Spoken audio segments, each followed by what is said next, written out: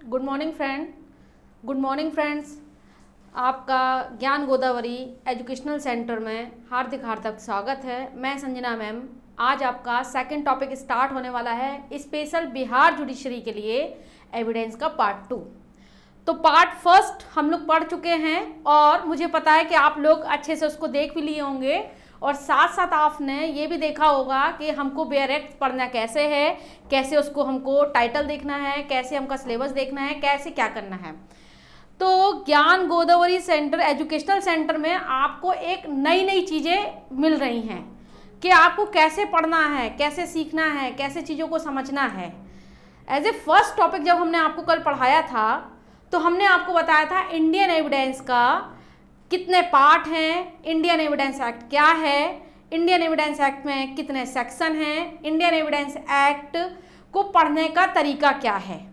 तो उस आधार पर लगता है कि आपने देखा होगा, बेयर एक्ट को फोकस भी किया होगा, पढ़ा होगा और साथ में मुझे ये लग रहा है कि आप लोग इस उद्देश्य से बैठे होंगे कि हमको सेकंड वीडियो कब मिले।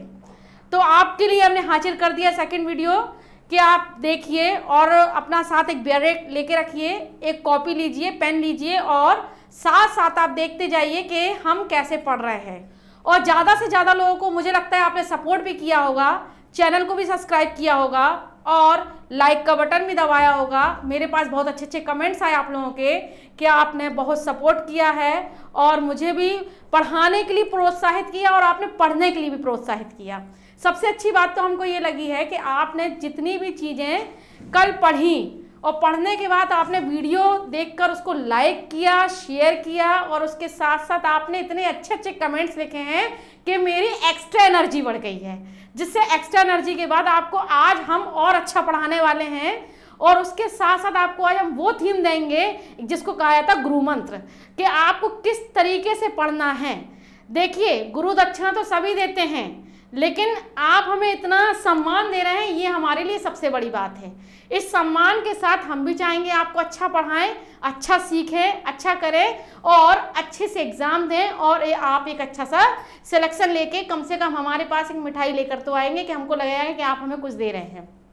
चलिए, अब बात आ जाती है कि इंडियन एविडेंस एक्ट का पार्ट नंबर फर्स्ट में हमने आपको रिवाइज करा दिया था कि पार्ट थर्ड हमको कैसे पढ़ना है, पार्ट फर्स्ट हमको कैसे पढ़ना है, कैसे चैप्टर डिवाइड करना है, कैसे सेक्शन कनेक्ट करना है।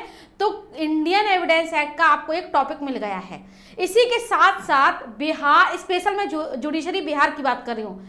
स्पेशल बिहार में जो भी अभी कॉम्पिटिटर हैं, एग्ज़ाम देना चाहते हैं, अभी जितने भी लोग हैं इसको पढ़ने के बाद देते तो सारे हर स्टेट का एग्ज़ाम है, लेकिन मुझे मालूम है कि कुछ स्टूडेंट बिहार के लिए स्पेशल तरीके से पढ़ रहे हैं। तो उनके लिए ये वीडियो बहुत पावरफुल होने वाली है, इतना पावर देने वाली है आपको कि आप कम समय में और अच्छी प्रिपरेशन कर पा रहे हैं और एक अच्छे टीचर के माध्यम से आप चीज़ों को समझ पा रहे हैं। तो ज़्यादा हम इसमें बात नहीं करेंगे, बस लेकिन ये है कि आप अपना मोटिव बनाइए, इंटेंशन बनाइए कि आपको सिलेक्शन लेना है, वहाँ तक आपको पहुँचना है। तो उस पहुँचने के लिए उसको हमें पढ़ना भी पड़ेगा। लेकिन सीधी सी बात थी कि कल हमने जो टॉपिक डिस्कशन किए थे, कुछ सेक्शन हमने बताए थे आपको कि कितने सेक्शन हैं, कितने चैप्टर हैं, कितने पार्ट हैं, सारी चीज़ें आपने पढ़ ली थी।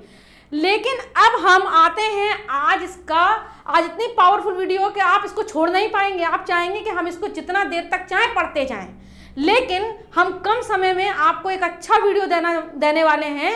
लेकिन इसके बाद हमारी क्लासेस भी स्टार्ट हो रही हैं। आप लोग एक बार ज्वाइन करके उसको पढ़िए और पढ़ने के बाद लोगों को बताइए कि पढ़ा ऐसे जाता है, इसको पढ़ने का तरीका क्या है। क्योंकि मैंने भी तैयारी की है, मैं भी चीज़ों को समझती हूँ कि स्टूडेंट को क्या चाहिए और कैसे उसे पढ़ना है।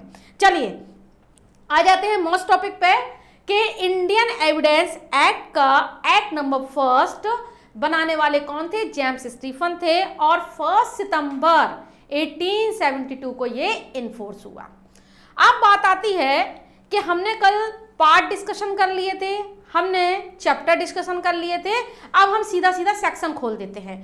तो इंडियन एविडेंस को एक्ट खोलिए। अब पहले आपने एक बंद किताब रखी थी, बंद किताब रखने के बाद आपने उसको एक इंडेक्स उसका देख लिया। मोटी मोटी चीज में आपने समझ लिया इंडेक्स में क्या क्या है, कितनी धाराएं हैं, कितने चैप्टर हैं, कितने सेक्शन है, कितने पार्ट है, सारी चीजें समझ ली। लेकिन अब आप इंडियन एविडेंस एक्ट को खोल दीजिए, पूरी किताब को अलग अलग अलग अलग कर दीजिए। अलग अलग करने का मतलब है कि आपको कैसे स्टार्टिंग से उस चीज को फोकस करना है, उसको पढ़ना है, उसको समझना है, लाइक करना है, शेयर करना है और दूसरे लोगों को अपलोड कराना है, जिससे जहां जहां जो भी स्टूडेंट हर स्टेट में, हर जिले में जो तैयारी कर रहे हैं, चाहे वो प्रैक्टिस कर रहे हैं, लॉयर हो, एडवोकेट जिसे कहा जाता है, और चाहे PCSJ वाले स्टूडेंट हो, चाहे कोई भी जहाँ पे लीगल एडवाइजर का पेपर हो रहा है, फर्म की तैयारी कर रहे हैं, वो सारे स्टूडेंट को ये बहुत वीडियो पावरफुल मिलने वाली है, जिससे आप लोगों का एक कॉन्सेप्ट बना रहे कि हमको पढ़ने के लिए किन किन चीज़ों की आवश्यकता पड़ रही है।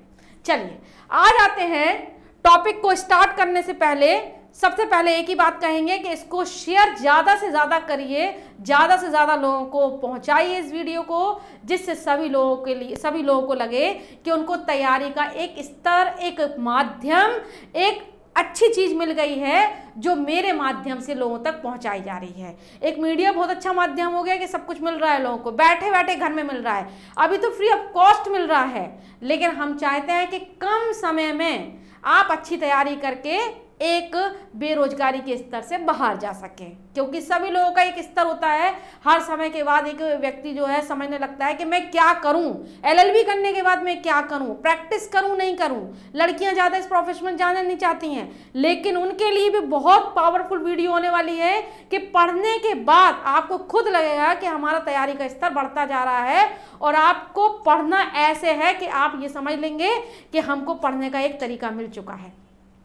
तो खोलते हैं आज हम इंडियन एविडेंस एक्ट को। एक्ट नंबर 1 1872 का ये एक्ट बनाया गया है। तो फर्स्ट सेक्शन में आज हम केवल मोटी मोटी बात करेंगे, छोटे समय में, और छोटी बातों को लेके हम एक बड़े टॉपिक पे जाने वाले हैं। तो सबसे पहले आता है section number 1 interpretation clause, short title and extend, यानी कि भारतीय साक्ष्य अधिनियम। BR एक्ट खोल लीजिए, कॉपी रख लीजिए, पेन रख लीजिए। तो देखेंगे आप BR एक्ट में सबसे पहले लिखा है Indian evidence act 1872 act number 1। CLA का BR एक्ट लीजिएगा या कानून लॉ का कोई भी BR एक्ट अपने पास रखिए। तो सबसे पहले आप देखेंगे उसके ऊपर लिखा होगा, कल हम चैप्टर पार्ट डिस्कशन कर चुके हैं, अब एक लाइन में जानिए कि सबसे पहले लिखा होगा, BR एक्ट पढ़ने का तरीका जानिए, शॉर्ट टाइटल एंड एक्सटेंड, यानी इसका नाम भारतीय साक्ष्य अधिनियम पड़ा। इसकी जो डेट है 1 सितंबर 1872। एक क्वेश्चन आपका तैयार। उसके बाद आ जाता है सेक्शन नंबर 2, इसको रिपीट करते हैं, और यानी कि आ जाता है सेक्शन नंबर 3, जहां से आपके मोस्टली क्वेश्चन बनते हैं, जिसमें सबसे बात आ जाती है इंटरप्रिटेशन क्लॉज, सेक्शन नंबर 3। तो फर्स्ट में हमने देखा शॉर्ट टाइटल एंड एक्सटेंड, यानी उसमें सीधी सीधी बात बता दी गई है क्या, कि ये 1 सितंबर 1872 को ये लागू हुआ। दूसरा देख लीजिए आप, जिसमें कहा गया है नेवी डिसिप्लिन एक्ट, सेना न्यायालय, सारी चीजें उसमें दे दी गई हैं, और जिसमें कुछ सेना न्यायालयों पर ये एक्ट लागू हो जाता है एज ए आर्मी एक्ट। लेकिन इसमें एक चीज याद रखिएगा, ये शपथ पत्रों पर लागू नहीं होता है। अब ये शपथ पत्रों पर लागू क्यों नहीं होता है, हम ये आपको आगे बताने वाले हैं, लेकिन अभी केवल इतना जानिए शपथ पत्रों पर लागू क्यों नहीं हो रहा है। तो इसके लिए एक टॉपिक अलग रख देंगे कि क्यों लागू नहीं होता है, लेकिन पहले हम BR एक्ट जान लेते हैं। तो फर्स्ट में टाइटल एंड एक्सटेंड, यानी कि शॉर्ट टाइटल एक्सटेंड 1 सितंबर 1872 को ये लागू हो गया। उसके बाद सेकंड में हमने देख लिया, जिसमें ये कुछ सेना न्यायालयों पर भी, ऑफिसर पर भी लागू हो जाता है, लेकिन ये शपथ पत्रों पर लागू नहीं होता है। फिर आप थर्ड में देख लीजिए, जहां से हम आज इसको एविडेंस को खोलने वाले हैं, इंडियन एविडेंस एक्ट के जितने भी इंटरप्रिटेशन क्लॉज, डेफिनेशन क्लॉज हमको मिलने वाले हैं, पूरा इंडियन एविडेंस एक्ट आपका घूम जाएगा। हो सकता है आज आपको रात को नींद भी ना आए। कैसे, समझिए। तो सबसे पहले आता है इंटरप्रिटेशन क्लॉज में डेफिनेशन क्लॉज, जिसमें आती है कोर्ट की डेफिनेशन। तो कोर्ट में देखिए, ऑल मजिस्ट्रेट, ऑल जज शामिल हैं। ऑल मजिस्ट्रेट, सभी मजिस्ट्रेट और सभी जज शामिल हैं। अब मजिस्ट्रेट जज क्या होते हैं, ये अलग अलग टॉपिक हम आपको बताएंगे। ऑल मजिस्ट्रेट, ऑल जज शामिल हैं सिवाय आर्बिट्रेटर को छोड़कर, यानी मध्यस्थ इसमें शामिल नहीं हैं। विधि द्वारा प्राधिकृत जो किए गए अधिकारी हैं, ऐसे कोर्ट मीन्स इंक्लूड ऑल जज, ऑल मजिस्ट्रेट और अथॉरिटी पर्सन, लेकिन किसको शामिल नहीं किया गया है? आर्बिट्रेटर को शामिल नहीं किया है, मध्यस्थों को शामिल नहीं किया है। अब क्यों नहीं किया गया, कैसे नहीं किया गया, ये नहीं जानना हमको। यहां से क्वेश्चन आपका बनने वाला है कोर्ट से कि ऑल जज, all magistrate, authority person except किसको छोड़ दिया है? आर्बिट्रेटर को छोड़ दिया है। मतलब कि कोर्ट में शामिल जितने भी लोग हैं, मजिस्ट्रेट शामिल हो रहे हैं और जज शामिल हो रहे हैं, अथॉरिटी पर्सन शामिल हो रहे हैं, लेकिन आर्बिट्रेटर को शामिल नहीं किया गया है। यहां से आपके 2 क्वेश्चन मिल गए। अब बात आती है मोस्ट टॉपिक फैक्ट। तो सीधी भाषा में हम समझेंगे, जो ना समझने वाले भी स्टूडेंट हैं, जिन्होंने बिल्कुल नहीं पढ़ा है, और उसके बाद हमारे पास आ जाएंगे, तो जिन्होंने लॉ में कभी एविडेंस पढ़ा ही नहीं है वो भी पढ़ना सीख जाएंगे। कैसे? अब देखिए, ऐसे आप समझ लीजिए एज ए फैक्ट। तो फैक्ट जानने से पहले एक बात समझ लीजिए कि आप एक लड़का हैं, आप एक लड़की हैं, ठीक, आप एक तैयारी में हैं, तो आप एक लड़का हैं, इट इज फैक्ट। आप एक लड़की हैं, एज ए फैक्ट। अब आपको ये समझना है कि तथ्य होते क्या हैं। तो हम लोग एक सामान्य बोलचाल में कहते हैं तथ्य क्या है, आप क्या बताने वाले हैं, एज ए फैक्ट दीजिए हमको तथ्य बताइए। तो तथ्य बताना पार्टीज का काम और विधि बताना कोर्ट का काम। तो पहली बात में हमने जान लिया कोर्ट। तो कोर्ट में क्या क्या इंक्लूड है? कोर्ट भी इंक्लूड्स, यानी कि ऑल मजिस्ट्रेट, ऑल जज, अथॉरिटी पर्सन एक्सेप्टिंग किसको छोड़ा है? आर्बिट्रेटर्स को छोड़ दिया है। ये हो गई कोर्ट की डेफिनेशन। तो सबसे पहले आपसे पूछा जाएगा इंटरप्रिटेशन क्लॉज 2A में क्या लिखा है, तो आप बताएंगे सेक्शन 3A। सेक्शन 3A में इंटरप्रिटेशन क्लॉज में क्या लिखा है? कोर्ट में कोर्ट मींस इंक्लूड ऑल जज, all magistrate, authority person accept इन आर्बिट्रेटर, छोड़ दिया। अब आती है फैक्ट। तो फैक्ट को हम देखेंगे सेक्शन नंबर 3 के पैरा नंबर B में, जिसको कहा जाता है फैक्ट। तो फैक्ट क्या होता है? तथ्य क्या है? तथ्य वो है, एक सामान्य भाषा में भी हम बेरक पर नहीं जा रहे हैं, तथ्य वह है सामान्य भाषा में जो हमारे पास हो, कुछ कहने के लिए हो। जैसे ये एक पंखा है, एक तथ्य है, ये एक पेन है, ये एक तथ्य है, ये मकान है, ये एक तथ्य है, लेकिन इसका कुछ यूज तो होगा, कहीं ना कहीं मकान में कोई रहता होगा, पेन से कोई लिखता होगा, पंखा चलता होगा, तो हम ये आगे कर देंगे रेलेवेंसी ऑफ फैक्ट। लेकिन अभी हमें ये जानना है कि तथ्य क्या होता है? जो देखा गया है, सुना गया है, इंद्रियों द्वारा बोधगम किया गया है, जिसका भान किसी व्यक्ति को हो, इमोशनली सोचता हो, इमोशनली समझता हो, कंसीव चीजों को करता हो, इतना अट्रैक्टिव हो गया हो कि वो ये जानता हो कि ये एक तथ्य है। अब कैसे है? एक होता है भौतिक तथ्य, एक होता है मानसिक तथ्य। तो भौतिक तथ्य और मानसिक तथ्य, मतलब कि एक भौतिक तथ्य ले लीजिए कोई ठोस वस्तु, कोई मानसिक तथ्य ले लीजिए यानी मेंटल लेवल। तो भौतिक तथ्य में जिसको छुआ जा सके, जिसको देखा जा सके, यानी कि एक तरीके से कोई चीज, कोई वस्तु को हम ठोक ठोक के बात कर रहे हैं। एक दीवार पे कुछ लिखा है, इट इज तथ्य, फैक्ट। एक दीवार पे कुछ आदमी एक स्ट्रक्चर बना के चला जाता है, एज ए तथ्य। कोई मार्क्स लिख रहा है, एज ए तथ्य। अभी डॉक्यूमेंट पे नहीं जाना हमको। तो तथ्य क्या है? तथ्य 2 बातों में हम जान लीजिए, एक होता है भौतिक तथ्य, एक होता है मानसिक तथ्य, यानी मेंटल कंडीशन।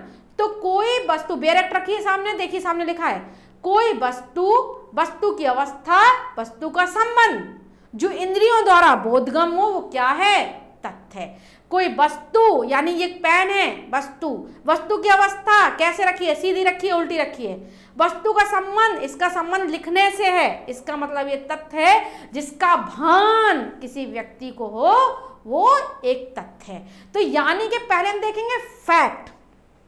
तो फैक्ट में फिर से जान लीजिए, कोई वस्तु यानी कि एक ग्लास रखा है, ये एक तथ्य है। कैसे रखा है, उल्टा रखा है, सीधा रखा है, ये एक तथ्य है। अवस्था क्या है, कैसा रखा है, ये एक तथ्य है। लेकिन इसका क्या उपयोग होने वाला है, ये रिलेवेंसी ऑफ फैक्ट में आ जाएगा। तो कोई वस्तु की अवस्था, वस्तु का संबंध, यानी कि ये एक तथ्य में शामिल हो गया। लेकिन इसका क्या रूप होगा, एक विकराल रूप होगा। कैसा रूप होगा, यानी इसका संबंध किन किन चीज़ों से जुड़ा हुआ है, एज ए फैक्ट में ये शामिल हो जाएगा। तो जब हम फैक्ट की बात करते हैं तो ये भौतिक तथ्य होता है जिसको छुआ जा सके, देखा जा सके, यानी कि उसको समझ रहे हैं, उसमें कोई पदार्थ है, पदार्थ की कोई अवस्था है, उसका संबंध किस चीज़ से, यानी वो एक तथ्य है। एक पानी का ग्लास भरा रखा है, समझिए, एक पानी का ग्लास भरा रखा है, ये एक तथ्य है, ठीक है। पानी का संबंध यानी ग्लास में तो पीने से है, ये एक तथ्य है। किस अवस्था में रखा है, ठीक है, टेबल पर रखा है, ये भी एक तथ्य है। लेकिन पानी में पॉइजन मिला हुआ है, ये क्या है, ये रिलेवेंसी ऑफ फैक्ट है। तो जहां पर फैक्ट को रिलेवेंसी ऑफ फैक्ट में हम ढाल देते हैं, तो ग्लास है एक तथ्य है, किस अवस्था में रखा, तथ्य है, पानी रखा है, तथ्य है, लेकिन इसके ग्लास में पानी में पॉइजन मिला है, ये रिलेवेंसी ऑफ फैक्ट है, यानी ये सुसंगत तथ्य है, ये रिलेवेंसी ऑफ फैक्ट है। तो भौतिक तथ्य यानी कि कोई वस्तु का संबंध, वस्तु की अवस्था, भौतिक तथ्य। इंद्रियों से बोधगम किया जा रहा है, मेंटली चीजों को कंसीव किया जा रहा है, किसी व्यक्ति की मानसिक दशा, वो एक चीज बता रहा है, ये क्या है, ये मानसिक तथ्य है, मेंटल कंडीशन है। और मेंटल कंडीशन कैसी होगी, यानी कि जो इंद्रियों द्वारा बोधगम किया गया है। ए बी के प्रति गलत धारणा लगता है, ये एक तथ्य है, यानी कि state of mind, bodily feeling, state of mind, हमारे माइंड में क्या चल रहा है। तो सेक्शन नंबर 14 हम आगे दौड़ेंगे इस पर। सेक्शन नंबर 14 में बता दिया गया है, मन की दशा, शरीर की दशा, शारीरिक संवेदना की दशा को अस्तित्व करने वाले तथ्य। कोई व्यक्ति किसी के प्रति गलत धारणा रखता है, एज ए फैक्ट। कोई व्यक्ति अच्छी धारणा रखता है, एज ए फैक्ट। कोई व्यक्ति किसी के लिए ऐसा सोचना चाहता है कि हम इसके प्रति गलत करते हैं, एज ए फैक्ट। तो मानसिक दशा, state of mind, bodily feeling, as a fact. मैं आपको पढ़ा रही हूँ, आपके एक इंप्रेशन दिखा रही हूँ, एज ए, यानी एक फैक्ट है कि हम आपको पढ़ा रहे हैं, और वही हम आपको यानी लिखवाते हैं, तो इसका मतलब हमारे लिखवाने का काम हो रहा है, एज ए फैक्ट। तो हम क्या बोल रहे हैं, एज ए फैक्ट, लेकिन उस बोलने में क्या क्या चीजें लगी हैं, वो एक फैक्ट नहीं होगा, वो रिलेवेंसी ऑफ फैक्ट हो जाएगा। इसको हम उदाहरण से समझेंगे। तो अब बात आती है कि आपने फैक्ट समझ लिया होगा कि फैक्ट क्या होता है। फैक्ट 2 टाइप में समझ लीजिए, बहुत अच्छे से समझिएगा, आगे आपको कहीं नहीं दौड़ना है, इस बैरेक्ट में ही आपको सब कुछ मिलेगा। तो फैक्ट क्या है, कोई वस्तु की अवस्था, वस्तु का संबंध जो इंद्रियों द्वारा बोधगम हो, हमने कंसीव कर लिया हो, तो वो क्या है, फैक्ट है। लेकिन जब कोई मानसिक दशा, मेंटल कंडीशन, जिसका भान हमारे अंदर हो, एज ए फैक्ट, वो भी क्या है, मानसिक तथ्य। यानी तथ्य 2 प्रकार के होते हैं, एक होता है भौतिक तथ्य जिसको छुआ जा सके, एक होता है मानसिक तथ्य जिसको छुआ ना जा सके। हम अपने मन में ही किसी के प्रति गलत धारणा लगते हैं, ये भी एक फैक्ट है। तो अब बात आती है कि जब हमने देख लिया फैक्ट में क्या क्या इंक्लूड है, तो आप देखेंगे उसमें इलस्ट्रेशन लगा हुआ है कि ए बी को मारने के इरादे से आगे बढ़ता है। ए को बी का मारने का इरादा है। अब समझिए, ए को बी का मारने का इरादा है, ये क्या है, एक तथ्य है। लेकिन वो किस चीज से मार रहा है, डंडे से मार रहा है, लाठी से मार रहा है, बेलचा से मार रहा है, किससे मार रहा है, चाकू से मार रहा है, कि क्या है, रिलेवेंसी ऑफ फैक्ट है। अब क्यों इसने मारा, क्यों मारा भाई, तो ये बन जाएगा फैक्ट एंड इशू। तो पंखा चलता है, इट इज फैक्ट। पंखा लगा है, इट इज फैक्ट। पंखा चल रहा है, रिलेवेंसी ऑफ फैक्ट। पंखे की हवा कोई खा रहा है, यानी रिलेवेंसी ऑफ फैक्ट को जोड़ देगा वो फैक्ट एंड इशू में। तो right, liabilities, disabilities, fact and issue आगे हम पढ़ेंगे, लेकिन अभी हम केवल दो बातें जानेंगे। एक होता है भौतिक तथ्य, एक होता है मानसिक तथ्य। तो तथ्य बताना पार्टीज का काम है, लेकिन विधि बताना कोर्ट का काम होता है। जो ये बैठे हैं, ये बैठे हुए हैं, ये सब बता देंगे। ऑल जज, all magistrate and authority person accept in arbitrator, मध्यस्थों को छोड़कर। अब जान लीजिए कितनी अच्छी चीज है ये कि भौतिक तत्व भी है और मानसिक तत्व भी है। लेकिन अब हमें क्या करना है, इनको सिद्ध कैसे किया जाए?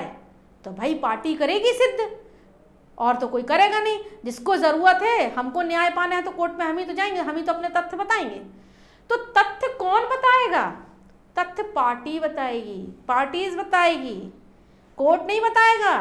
पार्टीज बताएगी कि मुझे परेशानी क्या है, मेरा राइट एग्जिस्ट हो रहा है, मुझे परेशान किया जा रहा है। तो तथ्य बताना पार्टीज का काम है, यानी कि आप जो भी फैक्ट लाइए वो रिलेवेंसी ऑफ फैक्ट लेके आइए, उठा के कहीं से फैक्ट ना लेके आइए। फैक्ट लेके आइए, आप रिलेवेंसी फैक्ट लाइए जो कहीं ना कहीं कनेक्ट हुए हुए। ऐसा नहीं है कि आप कहीं से भी फैक्ट उठा के चले आ रहे हैं, कोर्ट में आ रहे हैं, बता रहे हैं कि फैक्ट है। अरे नहीं, रिलेवेंसी ऑफ फैक्ट लाइए, एक दूसरे से कनेक्शन। आगे हम पढ़ेंगे सुसंगत। तो फैक्ट तो है, लेकिन फैक्ट किससे जुड़ा है? स्टेट ऑफ माइंड से जुड़ा है, बॉडीली फीलिंग से जुड़ा है, यानी कोई मानसिक अवस्था से जुड़ा है, बॉडीली फीलिंग से जुड़ रहा है। वो सब क्या है? फैक्ट हैं, यानी कि मानसिक तथ्य हैं। ग्लास में पानी भरा हुआ है, यानी कि वो भौतिक तथ्य है। कोई वस्तु, वस्तु की अवस्था, वस्तु का संबंध, यानी कि ये मैं एक पेन लिए हूं, इसका कहीं ना कोई संबंध होगा, इसका संबंध लिखने से है। तो यानी कि ये क्या है? ये एज एक फैक्ट है। तो जब फैक्ट और फैक्ट मिल जाएगा तो वो बन जाएगा रिलेवेंसी फैक्ट, भूचाल मचा देगा। तो इन्हीं सब बातों को हमें सिद्ध कराना है। तो सेक्शन नंबर जब हम पढ़ते हैं 5, तो सीधा सीधा लिखा हुआ है सेक्शन नंबर 5 में कि रिलेवेंसी फैक्ट और फैक्ट इशू को ही लेके आइए, विवादक तथ्यों, सुसंगत तथ्यों को ही लेके आइए, हम किसी को नहीं मानते हैं। तो हर मामले में लाइए आप तथ्य, यानी रिलेवेंसी ऑफ फैक्ट लाइए। विवादक तथ्य लेके आइए, अगर सुलझे हुए तथ्य हैं तो आप ही सुलझा लीजिए ना, लेकिन अगर बिगड़े हुए तथ्य हैं तो हमारे पास ले आइए। तो कोर्ट कहता है कि केवल विवादक तथ्य, सुसंगत तथ्य लेके आइए, रिलेवेंसी फैक्ट लाइए और फैक्ट इशू लेके आइए, हम किसी को नहीं मानते हैं। तो सेक्शन नंबर 5 में सीधा सीधा लिखा हुआ है, जिसको कहा जाता है section number 5 Indian evidence act का बैकबोन, रीढ़ की हड्डी। तो section number 5 Indian evidence act को कहा जाता है रीढ़ की हड्डी, यानी इसके अलावा इंडियन एविडेंस एक्ट चलने वाला नहीं है। तो फैक्ट बात आ जाती है, कोई तथ्य है, तथ्य की कोई यानी कोई वस्तु है, वस्तु की अवस्था है, वस्तु का संबंध है, इंद्रियों द्वारा बोधगम्य है, एज ए फैक्ट है, लेकिन उसका कहीं ना कोई कनेक्शन रहा होगा, तो वो रिलेवेंसी ऑफ फैक्ट है। तो तथ्य बताना पार्टीज का काम है और विधि बताना कोर्ट का काम है। तो कहीं ना कहीं कोई तथ्य जुड़ा हुआ जरूर होगा, बिना जुड़ा हुआ तथ्य हो ही नहीं सकता है। अगर कहीं कोई फैक्ट है तो जुड़ा होगा, यानी ये एक पेन है, ये कहीं ना कहीं इसका कनेक्शन इस बोर्ड से लिखने का होगा। ये एक चेयर है, इसको कोई ना कोई इस पे बैठेगा, ये मार्कर हम लिए हैं, इससे हम लिखेंगे ही, यानी कि कहीं ना कहीं उसका फैक्ट होगा। तो जब तथ्य होगा, तथ्य का रूप बन जाएगा रिलेवेंसी ऑफ फैक्ट। तो रिलेवेंसी ऑफ फैक्ट के लिए हम जाने अगर, तो सबसे पहले हम देखते हैं सेक्शन नंबर 5, जिसको बैकबोन कहा जाता है, कि रिलेवेंसी फैक्ट बताइए और फैक्ट इशू बताइए, इसके अलावा हम कुछ नहीं सुनेंगे। तो तथ्य ऐसे भी होते हैं जिनको स्वीकृत कर लिया जाए, जिनको एक्सेप्ट कर लिया जाए, उन्हें बताने की आवश्यकता नहीं होती है, यानी उनको नोटिस कर लिया जाता है सेक्शन नंबर 56 और सेक्शन नंबर 57 में। जो फैक्ट नोटिस हैं उनको बताने की आवश्यकता नहीं है। जैसे संडे है तो है, बताने की आवश्यकता नहीं है। आप संडे है, आप संडे वाले दिन भी ऑफिस चले जा रहे हैं तो ये आपकी प्रॉब्लम है, आपको विधि का ज्ञान नहीं है। तो विधि का ज्ञान अगर होता तो आपको मालूम होता है कि आज संडे है, ऑफिस बंद होगा, फिर भी आप चले जा रहे हैं। लेकिन इन एक्सेप्ट अगर कभी कभी हो जाता है कि कभी कभी अपवाद में ऑफिस खुल जाते हैं, वो एक एक्सेप्शंस है। लेकिन सेक्शन नंबर 56 और 57 में यही बताया गया है कि नोटिसेबल हैं, उन्हें बताने की आवश्यकता नहीं है। 26 जनवरी को क्या होता है सब जानते हैं, 15 अगस्त को क्या होता है सब जानते हैं, बताने की आवश्यकता नहीं है। वही सेक्शन नंबर 56 में एक बता दिया है कि जिनको नोटिस करने की आवश्यकता नहीं है, उसी में 57 में बता दिया गया है कि कौन सी ऐसी कंडीशन है जिनको नोटिस में लेना होगा, जिसमें 13 तरीके की कंडीशन बनाई गई हैं। कोई रोड मैप है, जोग्राफिकल स्टेटस है, कोई फ्लैग है, इंडियन करेंसी है, इनको दिखाने की बताने की आवश्यकता नहीं है। लेकिन अगर आवश्यकता पड़ जाए तो देखेंगे एक प्रोविजो लगाए बताया जा सकता है। दूसरी बात आती है सेक्शन नंबर 5 में ही, अगर आपको फैक्ट बताना है तो ठीक है, आप रिलेवेंसी ऑफ फैक्ट ला रहे हैं तो आगे पीछे आप कर सकते हैं।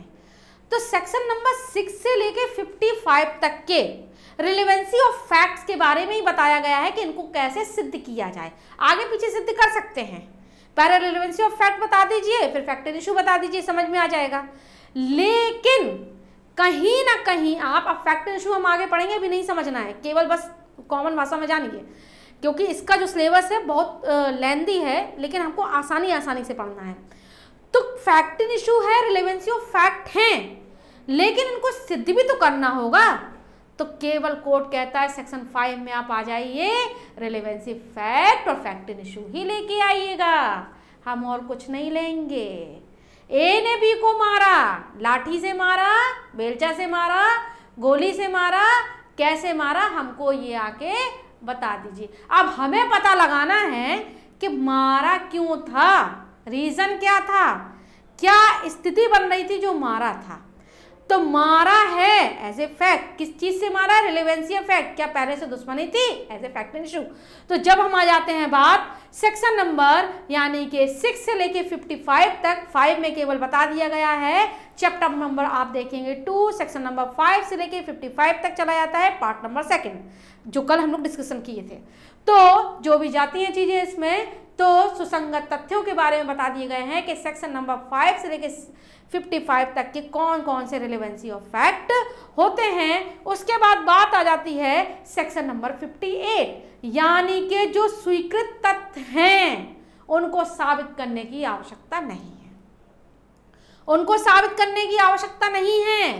जो तथ्य स्वीकृत हो चुके हैं उनको आवश्यक नहीं है बताने के लिए, जो कोर्ट ने प्रिज्यूम कर लिए हैं। लेकिन देखेंगे सेक्शन नंबर 58 में नीचे एक प्रोविजो लगा हुआ है कि अगर कोर्ट चाहे तो मांग कर सकता है, भाई ले आओ, ऐसे से लाओ और दिखाओ हमको। तो लाने का मतलब है कि आप प्रिज्यूम तो कर रहे हैं, लेकिन अगर कोर्ट को शंका उत्पन्न हो जाती है तो वो आपसे डॉक्यूमेंट भी मांग सकता है। तो अब हम बात करते हैं छोटे शब्दों में, आज हमको ज़्यादा नहीं पढ़ना, बस इतना ही समझना है। इतने समझने में आप समझ लीजिए कि आपको इंडियन एविडेंस एक्ट पढ़ने का तरीका मिल गया है।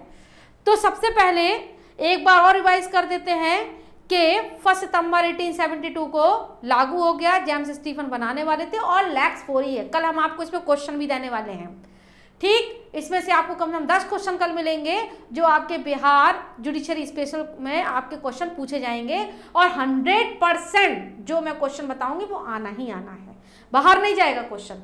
तो interpretation clause very most important, जिसमें लिखा गया है सबसे पहले कोर्ट, कोर्ट में क्या क्या शामिल है, ऑल जज, all magistrate, authority person accept इन आर्बिट्रेटर को छोड़ के, ठीक। उसके बाद बात आती है फैक्ट, फैक्ट में क्या क्या शामिल है। तो फैक्ट मीन्स इंक्लूड क्या क्या होता है, कोई वस्तु, एनीथिंग, वस्तु की अवस्था, वस्तु का संबंध, और कोई मानसिक दशा जिसका भान इंद्रियों द्वारा किया गया हो, ये ऐसे फैक्ट हैं। उसके बाद आता है फैक्ट 2 प्रकार के होते हैं, भौतिक तत्व और मानसिक तत्व। भौतिक तत्व जिसे छुआ जा सके, मानसिक तत्व जिसे मेंटल कंडीशन में लिया जा सके, सेक्शन नंबर 14। अब उसके बाद आ जाता है यानी कि सेक्शन नंबर 56 और 57, उसके बाद आता है जिसको नोटिस किया गया है, आवश्यकता नहीं है, और जो नोटिसेबल नहीं है उसको बताने की आवश्यकता होती है। सीधी सीधी सी फैक्ट की बात है। फिर बात आ जाती है कि जो तथ्य स्वीकृत हो चुके उनको बताने की आवश्यकता नहीं, लेकिन कोर्ट चाहे तो मंगा सकता है, ले आइए। लेकिन इसके बाद आ जाता है सेक्शन नंबर 136 का पैरा 2, जो हमें पढ़ना है सेक्शन नंबर 5 के साथ। इसी के साथ कल हम आप लोग इस वीडियो को पूरा देखिए और सही से समझिए। आर बनाम रिचर्डसन का केस हम कल डिस्कशन करने वाले हैं। वीडियो को लाइक करिएगा, शेयर करिएगा, बेल आइकन दबाइएगा, और एक बात और ध्यान दीजिएगा कि मोस्ट इंपॉर्टेंट हम कल एक केस डिस्कशन करने वाले हैं जिसका नाम है आर बनाम रिचर्डसन, इसलिए वीडियो छोड़ के जाने की आवश्यकता नहीं है। छोटे छोटे टॉपिक में आप समझते जाइए कैसे हो रहा है। उसमें हम बताएंगे आपको फैक्ट क्या है और ये रिलेवेंसी फैक्ट कैसे जोड़ना है। तो एक तरीके से आप ये समझ लीजिए कि आपकी बिहार जुडिशरी की प्रिपरेशन शुरू और आप आगे बढ़ना शुरू हो गए हैं। तो सबको ये पावरफुल वीडियो पहुंचाइए, क्योंकि आज का जो वीडियो इंपॉर्टेंट है, एक आपको एनर्जी देने वाला है, आपको बी आर एक्ट पढ़ने का तरीका बताने वाला है। जितनी मैंने चीज़ें बताई हैं वो बी आर एक्ट में पढ़िएगा, समझिएगा, और समझने के बाद उसमें मुझे कमेंट्स करिएगा कि आप लोगों को ये वीडियो कैसा लगा, और अपना भी उत्साह बढ़ाइए और मेरा भी उत्साह बढ़ाइए, और पढ़ने के साथ उसको प्रैक्टिकल में आप एक दूसरे से डिस्कशन करिए, और इसको लाइक करके शेयर करके लोगों तक पहुंचाकर उनको बताइए कि एविडेंस ऐसे पढ़ना है, ऐसे समझना है। हमने छोटी बातों में आपको थीम बता दी है, लेकिन अब आप एक बार में बी आर एक्ट देखेंगे आपको चीज़ें समझ में आ जाएंगी, क्योंकि हमारा ऑनलाइन क्लास जो है स्टार्ट हो चुका है, और इसमें ग्रुप भी ज्वाइन होने वाले हैं जिसको कहा जाता है पेड ग्रुप, वो भी आप ज्वाइन करिए, और कम समय में, कम चीज़ों में, कम संसाधनों में आप एक अच्छी तैयारी कर सके, यही मेरा उद्देश्य है। और आपके साथ हम ऐसे ही मोटिवेशन वीडियो लेकर आएंगे और पढ़ाएंगे, और आप भी पढ़िए और समझने की कोशिश कीजिए कि हमको जुडिशरी की तैयारी करते करते ही हमको चीज़ों को जान लेना है कि हमको सारे एक्ट कैसे पढ़ना है। Thank you.